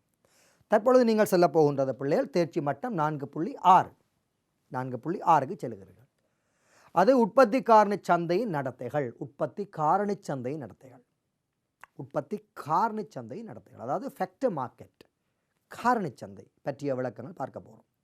எங்களுக்கு தெரிய வேணும் பிள்ளைகள் எப்படி என்றால், சந்தை என்பது என்ன? அதில் ஒரு பகுதியினை காரணிகளுக்கு ஒதுக்கினமாக இருந்தால் காரணி சந்தை என்று வரும். அதுக்குரிய விளக்கம் வேற இருக்கின்றது. சந்தை என்றால் என்பது விளங்கிவிட்டால் அதற்குரிய ஒரு பகுதியை காரணி என்பதற்கு ஒதுக்கினால் காரணி சந்தை என்பது வரும். அதற்குரிய விடயத்தை பார்க்க இருக்கின்றோம். அந்த காரணி சந்தையில் என்னென்ன விடயம் வரப்போகின்றதுன்னு பார்க்க போகின்றோம். காரணிகளுக்கான கேள்வி என்றால் பார்க்க இருக்கிறோம் பிள்ளைகள். காரணிக்கான நிரம்பல் என்றால் பார்க்க இருக்கின்றோம். அந்த கேள்வி நிரம்பலும் சந்திக்கும் பொழுது காரணிக்கு வரக்கூடிய விலை தீர்மானங்கள், தொகைகள், சமநிலைகளை காரணிகளுக்கு பார்க்க இருக்கின்றோம். காரணிகளில் உற்பத்தி காரணியில் உழைப்பை பற்றி பார்க்க இருக்கின்றோம். அதனை விட மாற்றல் கட்டணம் அல்லது மாற்றல் வருமானம், சிக்கன வருமானம் அல்லது பொருளியல் வருமானம், அதற்குரிய வரைபடங்கள், அதற்குரிய விளக்கங்கள், உதாரணங்கள் இங்கே இந்த தேர்ச்சி மட்டத்தில் நாங்கள் பார்க்க இருக்கின்றோம். சரி, அடுத்ததாக நாங்கள் சாதாரணமாக ஒரு விளக்கத்தை பார்த்துவிட்டு அந்த காரணிகளுக்குரிய கேள்விக்கு செல்வோம். காரணிக்கான சந்தை என்ற விளக்கத்தை பார்த்துவிட்டு பாருங்கள் பிள்ளைகள், உங்களுக்கு தெரிய வேண்டும், சந்தை 2 தரப்புகள் இருக்கின்ற ஒரு வினைத்திறன் வாய்ந்த தொடர்பாடல் செயற்பாடு காணப்படுகின்ற ஒரு நிலை சந்தை. என்ன பிள்ளைகள் 2 தரப்புகள்? கொள்வனவாளர் அல்லது பெறுநர் அல்லது வாங்குனர் அல்லது நுகர்வோர், விற்பனையாளர் அல்லது நிரம்பலாளர் அல்லது வழங்குனர். இந்த 2 தரப்புகளும் இருக்கின்ற ஒரு காலம் அல்லது நேரம் அல்லது ஒரு இடம் அல்லது அவர்களுக்கு இடையிலான ஒரு கருத்து, அவர்களுக்கு இடையிலான ஒரு தொடர்பாடல் செயற்பாடு சந்தை என்று சொல்வோம். 2 தரப்பிருந்து அவர்களுக்கு இடையிலான செயற்பாடுகள் சந்தை. அப்போ உங்களுக்கு தெரிய வேணும் பிள்ளைகள், அங்கே சந்தையில் 2 தரப்பு பயன்பட வேண்டும். வாங்கும் நபர், விற்கும் நபர், அல்லது பெறும் நபர், அல்லது கொடுக்கும் நபர். இந்த 2 தரப்பு இருக்க வேண்டும். அந்த சந்தை ஏற்கனவே நாங்கள் பார்த்தது பொருட்சந்தை. நரைபோட்டி சந்தை, தனியுரிமை சந்தை, தனியுரிமை போட்டி சந்தை, சிலருரிமை சந்தை, பொருட்சந்தையை பார்த்திருந்தோம். தற்பொழுது நாங்கள் பார்க்க இருப்பது காரணி சந்தை. பொருட்களுக்குரிய கொள்வனவாளனும் பொருட்களுக்குரிய விற்பனையாளனும் சந்திக்கின்ற சந்தை அல்லது இடம் அல்லது ஒரு கருத்து அல்லது ஒரு ஏற்பாடு அல்லது பிள்ளைகள் தொடர்பாடல் செயல்முறை பொருட்சந்தை. பொருட்சந்தையில் பிள்ளைகளே நாங்கள் ஏற்கனவே பார்த்தது போல பொருட்களுக்கான விலைகளும் பொருட்களுக்குரிய தொகைகளும் தீர்மானிக்கப்படும். இப்போ நாங்கள் பார்க்க போகிறது காரணி சந்தை. காரணிக்குரிய கொடுக்கல் வாங்கல் மேற்கொள்ளக்கூடிய சந்தை காரணி சந்தை. காரணி வழங்கும் நபர், காரணியை பெறும் நபர், அல்லது காரணியினை விநியோகிக்கும் நபர், அல்ல காரணி விநியோகஸ்தர், அல்ல காரணி விற்பனையாளர் அவரும், காரணியினை பெறும் நபர் அல்ல காரணி கொள்வனவாளன் அல்லது காரணி தேவைப்படும் நபர் அவரும் இணைகின்ற ஒரு சந்தை செயற்பாடு காரணி சந்தை என்று சொல்லுவோம். அப்போ நீங்கள் யோசிக்கலாம் பிள்ளைகள், அப்போ காரணி என்றால் என்ன? காரணி பிள்ளைகள் எங்களோட பொருளியல் பாட தேர்ச்சிகளுக்குள் 4 காரணிகள் உள்ளன. பொருளியல் பாட தேர்ச்சியினுள் பிள்ளைகளா 4 காரணிகள் உள்ளன. நிலமென்ற காரணி, உழைப்பென்ற காரணி, மூலதனம் என்ற காரணி, முயற்சியாண்மை என்ற காரணி. நிலம், உழைப்பு, மூலதனம், முயற்சி, இந்த 4ம் தான் காரணிகள். இந்த 4 காரணிகளில் ஏதாவது ஒரு காரணியினையோ அல்லது பிள்ளைகள் 2 காரணியினையோ அல்லது பிள்ளைகள் 3 காரணியினையோ அல்லது பிள்ளைகள் இந்த 4 காரணிகளையோ வாங்கத் தயாரான அல்ல பெறத் தயாரான நபர்களையும் தேவைப்படும் நபர்களையும் வழங்கத் தயாரான அல்ல விற்கத் தயாரான நபர்களையும் இணைக்கும் சந்தை காரணி சந்தை. ஆகவே காரணி கொடுக்கல் வாங்கல்களை மேற்கொள்ளும் சந்தை காரணி சந்தை. காரணி சந்தையில் காரணிகளுக்குரிய விலை சன்மானமாக பரிமாற்றப்படும். நிலம் என்ற காரணிக்கு பிள்ளைகள் வாடகை அல்லது குத்தகை என்ற விலை, உழைப்பென்ற காரணிக்கு பிள்ளைகள் சம்பளம் அல்லது கூலி என்ற விலை, மூலதனம் நிதி வடிவத்தில் காணப்படும் பொழுது வட்டி என்ற விலை, முயற்சியாண்மைகளுக்கு லாபம் என்ற விலை பரிமாற்றப்படும். அப்போ காரணிகள் நிலம், உழைப்பு, மூலதன, முயற்சி. காரணிக்குரிய விலைகள் வாடகை, கூலி அல்லது சம்பளம், வட்டிகள், லாபம் அல்லது நட்டம். இவை அங்கே பரிமாற்றப்படும். இதை அடிப்படையாக கொண்டுதான் இந்த காரணி சந்தைக்குரிய விளக்கத்தில் காரணிக்கான கேள்வி, காரணிக்கான நிரம்பல் போன்றவற்றை நாங்கள் இங்கே பார்க்க இருக்கின்றோம். இலகுவான விளக்கம் பிள்ளைகள், இலகுவான நீங்கள் இங்கே படிக்க முடியும். பாருங்கள், நிலம், உழைப்பு, மூலதன, முயற்சி ஆகிய காரணி சேவைகளை விற்பனை செய்வதும் கொள்வனவு செய்வதுமான நடவடிக்கை இடம்பெறும் சந்தை காரணி சந்தை. பொருட்சந்தையில் பொருட்களுக்கு காணப்படும் கேள்வி மற்றும் நிரம்பல் அடிப்படையில் விலை தீர்மானிக்கப்படுவது போல காரணி சந்தையில் காரணிகளுக்கான கேள்வியின் நிரம்பல் அடிப்படையில் விலைகள் தீர்மானிக்கப்படும். அந்த விலைகளாக நீங்கள் வாடகைகள், கூலிகள், சம்பளங்கள், வட்டிகள், லாபங்களை கண்டுகொள்ள முடியும். அப்போ பொருட்சந்தையில் பிள்ளைகள் பொருட்களுக்கு கேள்விகள் நிரம்பல்கள் மூலம்தான் பொருட்சந்தையில் விலை தீர்மானிக்கப்படும். காரணி சந்தையில் காரணி தேவைப்படும் நபர்களும் காரணி வழங்கும் நபரும் இணைந்து காரணி சந்தையில் விலை தீர்மானிக்கப்படும். அதிலேயும் உங்களுக்கு விளங்கணும், பொருட்சந்தையில் பிள்ளைகள் ஒவ்வொரு தனிநபர்களும் கேள்வி கேட்பார்கள். டிமாண்ட், தனிநபர்கள் கேள்விகளை சேர்ப்பதன் மூலம் சந்தை கேள்வி அங்கே வரும். ஒவ்வொரு தனிநபர்களும் அங்கே பொருட்களை நிரம்பல் செய்வார்கள். தனிநபர் நிரம்பல்களை சேர்ப்பதன் மூலம் அங்கே சந்தை நிரம்பல் வரும். அந்த தனிநபர் நிரம்பலை சேர்த்து வந்த சந்தை நிரம்பலையும் தனிநபர் கேள்வியை சேர்த்து வந்த சந்தை கேள்வியையும் சமப்படுத்தி அங்கே சந்தை விலைகள் தொகைகள் தீர்மானிக்கப்படும். இங்கே பல காரணி நிரம்பலாளர்களை சேர்ப்பதன் மூலம் காரணிகளுக்குரிய சந்தை நிரம்பல் வரும். பல காரணி கொள்வனவாளர்களின் காரணி கொள்வனவுகளை சேர்ப்பதன் மூலம் காரணிக்குரிய கேள்வி வரும். அந்த காரணி கேள்வியும் காரணி நிரம்பலும் சந்திக்கும் இடத்தில் காரணிகளுக்குரிய விலைகள் தொகைகள் தீர்மானிக்கப்படும். அதை அடிப்படையாக கொண்டு நாங்கள் காரணிகளுக்குரிய கேள்வி, காரணிக்குரிய நிரம்பல் பற்றிய விடயங்களுக்கு செல்ல இருக்கின்றோம். ஆகவே காரணி சேவைகளை விற்பனை செய்ய முன்வருவது யார் என்று பார்க்கிறோம். காரணி சேவைகளை கொள்வன செய்ய முன்வருவது யார் என்று பார்க்க இருக்கின்றோம். காரணி சேவைகளை விற்பனை செய்ய வழங்குவது பிள்ளைகள் காரணி வீட்டிலிருந்து தான் வெளியில் செல்லும். வீடு என்பது பிள்ளைகள் வீட்டுத்துறை. வீட்டுத்துறையிலிருந்து தான் காரணி சேவைகளை வழங்கும் நபர்கள் காரணச்சேவைகளை வழங்குவதற்காக செல்லுவார்கள். ஆகவே அதை நாங்கள் குடும்பத்துறையிலிருந்து நிறுவனத்துறைக்கு காரணச்சேவையை வழங்கும் நபர்கள் என்று சொல்லுவோம். அதான் காரணி வழங்குனர்கள். நிறுவனத்துறை வீட்டுத்துறையிலிருந்து அவர்களுக்கு வேலை வாய்ப்புகளை வழங்கி காரணிகளை கொள்வனவு செய்கின்றது. அவர்களது காரணிகளை பெற்றுக்கொள்கின்றது. காரணிகளை கொள்வனவு செய்யும் அல்ல காரணிகளை பெற்றுக்கொள்ளும் துறையாக நிறுவனத்துறை காணப்படும். காரணிகளை விநியோகிக்கும் அல்ல காரணிகளை வழங்கும் துறையாக வீட்டுத்துறை அல்லது குடும்பத்துறை காணப்படும். இதை நீங்கள் தேசிய மதிப்பீட்டின் போது, சமநிலை தேசிய வருமான மதிப்பீட்டின் போது கூட இந்த விளக்கங்களை நீங்கள் அங்கே விளங்கிக் கொள்ள முடியும்.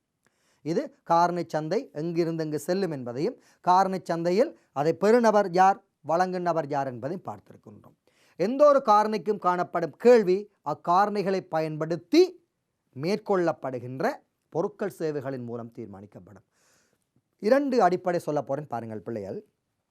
ஒன்று பிள்ளைகள் நேர்கேள்வி, இன்னும் ஒன்று பிள்ளைகள் நேரில் அல்லது வழி வந்த கேள்வி அல்லது மறைமுக கேள்வி. ஒன்று நேர்கேள்வி, இன்னும் ஒன்று வழிவந்த, மறைமுகமாக அல்லது நேரிலாக வழிவந்து கொண்டிருக்கிற ஒரு கேள்வி. ஒரு முடிவு பொருளொன்றை, உற்பத்தி முடிவடைந்த முடிவு பொருளொன்றை உற்பத்தி செய்து முடிஞ்சு முடிவு பொருளாக இருக்குது, ஃபினிஷிங் குட்ஸாக இருக்குது. அந்த பொருளை கொள்வனவு செய்யும் நபர்கள், கொள்வனவாளர்கள் அல்லது நுகர்வோர் அல்லது வாடிக்கையாளர்கள். அந்த பொருளுக்கு ஏற்படுத்துகின்ற கேள்வி பொருட்சந்தையில் நீங்கள் பார்க்க முடியும். பொருட்சந்தையில் பார்க்க முடியும். அது நேர்கேள்வி என்று சொல்லப்படும். நேரடியான பயன்பாட்டிற்காக உற்பத்தி முடிவடைந்த முடிவு பொருட்கள் சேவைகளை வாங்க தயாரான கேள்வி நேர்கேள்வி. இது ஒரு நேர்கேள்வி. இது பெரும்பாலும் கொள்வனவாளர் அல்லது நுகர்வோர்களால் நேரடியான பயன்பாட்டிற்காக ஏற்படுத்தப்படும் கேள்வி. ஒரு வானொலி பெட்டியை வாங்குறீங்க, ஒரு தொலைக்காட்சியினை வாங்குகிறீர்கள், மொபைல் ஃபோனை வாங்குகிறீர்கள், புத்தகத்தை வாங்குகிறீர்கள், பேனையை வாங்குகிறீர்கள், பென்சில்களை வாங்குகிறீர்கள், சீமெந்தை வாங்குகிறீர்கள், ஒரு கட்டடத்தை வாங்குகிறீர்கள், ஒரு வீட்டினை வாங்குகிறீர்கள், ஒரு தளபாடத்தை வாங்குகிறீர்கள். நேரடியாக நீங்கள் பயன்பாட்டை அவ்வாறே பெற்றுக்கொள்வதற்காக அந்த முடிவு அடைந்த பொருள் அல்ல சேவையினை நீங்கள் வாங்குகிறீர்கள். முடிவு பொருள் அல்ல சேவையினை வாங்குகிறீர்கள். அது நேரடியான கேள்வி. அதை வாங்க தயாரான கேள்வி நேரடியான கேள்வி. அந்த நேர்கேள்வியின் வழியாக அந்த முடிவுப் பொருட்களை உற்பத்தி செய்யக்கூடிய உற்பத்தி வளங்கள், அதுதான் பிள்ளைகள் பொருளாதார வளங்கள் அல்லது உற்பத்தி காரணிகள். பொருளாதார வளங்கள் அல்லது உற்பத்தி காரணிகள், நிலம், உழைப்பு, மூலதனம், முயற்சி. அந்த காரணிகளுக்கு ஏற்படும் கேள்வி எதன் வழியாக பிள்ளைகள்? முடிவுப் பொருளின் வழியாக. முடிவுப் பொருளின் வழியாக, அதாவது உற்பத்தி நடவடிக்கை முடிவடைந்த முடிவுப் பொருளின் வழியாக இந்த மூலப்பொருட்கள், இடைத்தர பொருட்கள், இந்த உற்பத்தி காரணிகள், இந்த பொருளாதார வளங்களுக்கு கேள்வி ஏற்படும். அந்த கேள்வியை நாங்கள் சொல்ல போகின்றோம் வழிவந்த கேள்வி. ஒரு மறைமுகமான கேள்வி, ஒரு நேரில் கேள்வி, நேரடியாக ஏற்படுத்தப்படவில்லை. ஆகவே அதிகளவாக நுகர்வோர் போய் பிள்ளைகள் ஒரு பண்டிகை காலத்தில் பண்டிகையை கொண்டாடுவதற்காக அதிகளவான நுகர்வோர்கள் சென்று அதிகளவாக ஆடைகளை கொள்வன செய்கிறார்கள். பண்டிகை காலத்தில் அதிகளவான ஆடை கொள்வனவில் ஈடுபடுகிறார்கள். அந்த ஆடையை கொள்வனவு செய்ய தயாராக காணப்படுகின்ற, அதாவது அந்த உற்பத்தி முடிவடைந்த அந்த பொருளை கொள்வனவு செய்ய தயாரான கேள்வி நேர்கேள்வி. பண்டிகை காலத்தில் அதிகளவான ஆடைகளுக்கு கேள்வி ஏற்படுத்தப்படும். அது நேர்கேள்வி. அந்த நேர்கேள்வியின் வழியாக அந்த ஆடையினை விநியோகம் செய்கின்ற அந்த நிரம்பலாளன் ஆடை உற்பத்தி கம்பெனிக்கு சொல்லும் பொழுது, ஆடை உற்பத்தி கம்பெனி அதிகளவான காரணச் சேவைகளை ஏற்படுத்தும். காரணச் சேவைகளுக்கு கேள்வி ஏற்படுத்தி அதிகளவு ஆடைகளை உற்பத்தி செய்ய ஆரம்பிக்கும். அப்போ அந்த ஆடை கம்பெனி, ஆடை உற்பத்தி செய்கிற அந்த கம்பெனி, அந்த நிறுவனம், அந்த தொழிற்சாலை அதிகளவு காரணிகளுக்கு ஏற்படுத்தி கொள்ளும் கேள்வி அந்த ஆடைக்கு ஏற்படுத்திய நேர்கேள்வியின் வழியான கேள்வியாக இருக்கும். அந்த ஆடைக்கு ஏற்படுத்திய அந்த நேர்கேள்வியின் வழியாக இதற்கு கேள்வி ஏற்படுத்துவதனால் இது மறைமுக கேள்வி அல்லது வழிவந்த கேள்வி என்று சொல்லப்படும். ஆகவே முடிவு பொருளுக்கு ஏற்படுத்தும் கேள்வி பிள்ளைகள் நேரடியான பயன்பாட்டிற்கான கேள்வி, உற்பத்தி நடவடிக்கை முடிந்த பின்னர் ஏற்படுத்தும் கேள்வி அது நேர்கேள்வி. மாறாக முடிவுப் பொருளின் வழியாக மூலப்பொருட்கள், இடைத்தர பொருட்கள், உற்பத்தி வளம் அல்லது உற்பத்தி காரணிகளுக்கு ஏற்படுத்தும் கேள்வி வழிவந்த கேள்வி என்று சொல்லுவோம். 2 கேள்வியின் வித்தியாசங்களை விளங்கி வச்சிருங்கள் பிள்ளைகள். ஆகவே நாங்கள் படிக்க போகிற உற்பத்தி காரணி சந்தையில் காரணிகளுக்கான கேள்வி ஒரு வழிவந்த கேள்வி. எந்த ஒரு காரணிக்கும் காணப்படும் கேள்வி அக்காரணிகளை பயன்படுத்தி உற்பத்தி செய்யப்படுகின்ற பொருட்கள் சேவைகளுக்கான கேள்வியின் மீதே தங்கியிருக்கும். அந்த அர்த்தம் பிள்ளைகள் நேர்கேள்வியின் மீதே தங்கியிருக்கும் வழிவந்த கேள்வி. காரணிகளுக்கான கேள்வி நேர்கேள்வியில் முடிவு பொருளுக்கான கேள்வியிலேயே தங்கியிருக்கும் என்ற விடயத்தை நீங்கள் பெற்றுக்கொள்ள முடியும், விளங்க முடியும். இதனால் உற்பத்தி காரணிகளுக்கான கேள்வி வழிவந்த கேள்வி என கருதப்படும். முடிவு பொருளுக்கான கேள்வி நேர்கேள்வி என சொல்லப்படும். உதாரணம், கட்டட நிர்மாணத்துக்காக காணப்படும் கேள்வியின் அடிப்படையில் அதன் ஊழியருக்கு ஏற்படும் கேள்வி. அருகில் பாரியொரு கட்டடம் ஒன்று கட்டி கொண்டிருக்கிறார்கள் என்று சொன்னால் அந்த கட்டடத்தை பெற்றுக்கொள்வதற்காக, அந்த கட்டடத்தை அதிகளவு நுகர்வோர் வாங்குவதற்காக, அந்த வீட்டினை நுகர்வோர் அதிகளவு வாங்குவதற்காக, அந்த தொழிற்சாலை கட்டடத்தை உற்பத்தி செய்கின்ற பாரிய நிறுவனங்கள் வாங்குவதற்காக, அந்த கட்டடங்கள் அதிகளவாக கட்டுவதற்காக ஊழியருக்கு ஏற்படுத்துகின்ற கேள்விகள், விரைவாக கட்டடத்தை கட்டுவதற்காக ஊழியர்களுக்கு ஏற்படுத்துகின்ற கேள்விகள் வழிவந்த கேள்வி அல்லது மறைமுக கேள்வி என்று சொல்லுவோம். அடுத்த பாருங்கள் பிள்ளை, ஆடைகளுக்கான கேள்வி அடிப்படையில் அதனை உற்பத்தி செய்வதற்காக ஊழியர்களுக்கு ஏற்படுத்தப்படுகின்ற கேள்விகள், இதுவும் ஒரு வழிவந்த கேள்வி அல்லது ஊழியர்களுக்கான கேள்வி என்று சொல்லுவோம். அடுத்த பாருங்கள் பிள்ளைகள், கணனிகளுக்கு காணப்படும் கேள்வியின் அடிப்படையில் கணனி மென்பொருளுக்கு ஏற்படுத்தப்படுகின்ற கேள்விகள், அது வழிவந்த கேள்வி. ஆகவே அங்கே கணனி என்பது நேர்கேள்வி, கணனி மென்பொருள் என்பது வழிவந்த கேள்வி.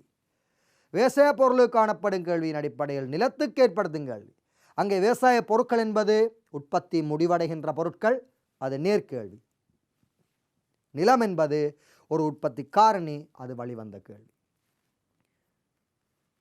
இவற்றை அடிப்படையாக கொண்டு தற்பொழுது உங்களுக்கு காரணிகளுக்கான கேள்வி என்ற விளக்கம் உங்களுக்கு தற்பொழுது இங்கே கிடைக்கப்பட்டிருக்கும். நாங்கள் அங்கே போட்ட விளக்கம் அதான், போட போகின்ற தலைப்பு அதான். உற்பத்தி காரணிகளுக்கான கேள்வி, த ஃபேக்டர் டிமாண்ட், உற்பத்தி காரணிக்கான கேள்வி. பாருங்க பிள்ளைகள், நிலமாக இருக்கலாம், உழைப்பாக இருக்கலாம், மூலதனமாக இருக்கலாம், முயற்சியாக இருக்கலாம். அதை வழங்குவதற்கு வீட்டுத்துறை தயாராக இருக்கும். அதை வழங்கி வாடகைகள், கூலிகள், வட்டிகள், லாபங்கள், சம்பளங்கள், அதை வருமானமாக உழைப்பதற்கு வீட்டுத்துறை தயாராக இருக்கும் அல்லது குடும்பத்துறை தயாராக இருக்கும். நிறுவனங்கள் தமது முடிவு பொருட்களையோ அல்லது முடிவு சேவைகளையோ உற்பத்தி செய்து விநியோகம் செய்வதற்காக கேள்வியினை ஏற்படுத்தும். இந்த வீட்டுத்துறையிடமிருந்து அந்த காரணி கேள்விகளை ஏற்படுத்தும். அந்த காரணிகளுக்கான கேள்வி காரணி கேள்வி என்று சொல்லப்படும். கேள்வி, அந்த காரணிக்கான கேள்வி காரணி கேள்வியின் விலையின் மூலம் அல்லது கேள்வியின் கூலிகள் மூலம் தீர்மானிக்கப்படும். அந்த காரணிகளுக்கான கேள்வி அந்த காரணிகளுக்குரிய விலையின் மூலம் தீர்மானிக்கப்படும் பொழுது, அந்த காரணிகளை கொள்வன செய்ய முற்படும் பொழுது அந்த காரணிகளுக்கான விலைகள் அதிகமாக இருந்தால் காரணிகளுக்குரிய கேள்விகளை குறையும் நிலை காணப்படும். மாறாக காரணிகளுக்குரிய விலைகள், வாடகைகள், கூலிகள், வட்டிகள், லாபங்கள், அதுகள் அந்த காரணிக்குரிய விலைகள் குறைவாக இருக்கும் இடத்து, குறைவாக அறவிடலாம் என்று சொல்லப்படும் அல்ல தெரியப்படும் இடத்து காரணிகளை கொள்வன செய்ய போகின்ற நபர்கள் அதிகளவான காரணிகளை கொள்வன செய்வார்கள். எனவே பிள்ளைகள், நீங்கள் பொருட்களுக்கு பார்த்த கேள்வியின் விளக்கத்தை காரணிக்கு மாற்றி பாருங்கள். பொருட்களுக்கு நீங்கள் பார்த்த விளக்கம், பொருட்களின் விலை அதிகரிக்கும் பொழுது பொருட்களின் கேள்வி குறைந்தது, பொருட்களின் விலை குறையும் பொழுது பொருட்களுக்கான கேள்வி அதிகரித்தது. அதே போல காரணிகளுக்கான விலை குறையும் பொழுது காரணிகளுக்கான கேள்வி அதிகரிக்கும். காரணிகளுக்கான விலை அதிகரிக்கும் பொழுது காரணிகளுக்கான கேள்வி குறையும். காரணிகளுக்கான விலை குறையும் பொழுது காரணிகளுக்கான கேள்வி அதிகரிக்கும். ஆகவே பொருட்சந்தையில் பொருட்களுக்கு விலைக்கும் கேள்வித்தொகைக்கும் இடையில் எதிர்க்கணிய தொடர்பு காணப்பட்டது போல காரணி சந்தையில் காரணிகளுக்கான விலைக்கும் காரணிகளுக்கான தொகைக்கும் இடையில் கேள்வித்தொகைக்கும் இடையில் எதிர்க்கணிய தொடர்பு காணப்படும். அவை இங்கே பாருங்கள், உற்பத்தி நிறுவனங்கள் காரணிகளுக்கு கேள்வி ஏற்படுத்தும் காரணி விலைகளின் மூலம் கருத்தில் கொண்டமைந்த கேள்விகளாக இருக்கும். காரணி விலைகள் அதிகமாக காணப்படும் பொழுது கேள்வி அளவு குறைவடையும், காரணி விலைகள் குறைவாக காணப்படும் பொழுது கேள்வியின் அளவு அதிகமாக இருக்கும் என்ற விளக்கம் இங்கே வருகின்றது. உதாரணம், உழைப்பாளருக்கான மெய்வேதனம் அதிகரிக்கும் பொழுது உழைப்பாளருக்கான கேள்வி குறைவடையும். மெய்வேதனம் குறைய அவர்கள் சொல்லுவார்களாக இருந்தால் அதிகளவான உழைப்பாடுகளை நாங்கள் பெற்றுக்கொள்ளக்கூடிய வல்லமைகள் அங்கே காணப்படும். இது காரணிகளுக்குரிய கேள்வியினை அடிப்படையாக கொண்ட விளக்கமாக காணப்படும். காரணிக்குரிய கேள்வி. அந்த காரணி கேள்விக்கு பிள்ளைகள் இனி வேறுபட்ட இன்னும் கொஞ்சம் விளக்கங்களும் வரைபடங்களும் இருக்கின்றன. இன்றைய இந்த வகுப்புகளில் அதற்குரிய நேரங்கள் செல்லாமல் இருக்கின்றது. ஆகவே இந்த விளக்கங்கள் எல்லாம் தரப்பட்ட குறிப்பிட்ட கால நேரத்துக்குள் எங்களால் வழங்கக்கூடியதாக இருக்கின்றது. மேலதிக விளக்கங்களும் இங்கே இருக்கின்றன. மேலதிக விளக்கங்களுக்கு நீங்கள் தொடர்ந்தும் இந்த நிகழ்வுகளின் ஊடாக இணைந்திருங்கள். இங்கே நீங்கள் பார்த்த இந்த விளக்கங்களை என்ஐயினுடைய யூடியூப் சேனலின் ஊடாக நீங்கள் மீண்டும் மீண்டும் கண்டுகொள்ள முடியும். ஆகவே இன்றைய இந்த நிகழ்வில் இவற்றை பார்த்து கொண்டிருந்த அன்புக்குரிய மாணவ செல்வங்கள் அனைவருக்கும் எனது நன்றிகளையும் வாழ்த்துக்களையும் கூறி இன்னும் ஒரு நிகழ்வில் சந்திப்பேன் என கூறி விடைபெறுகின்றேன். நன்றி, வணக்கம்.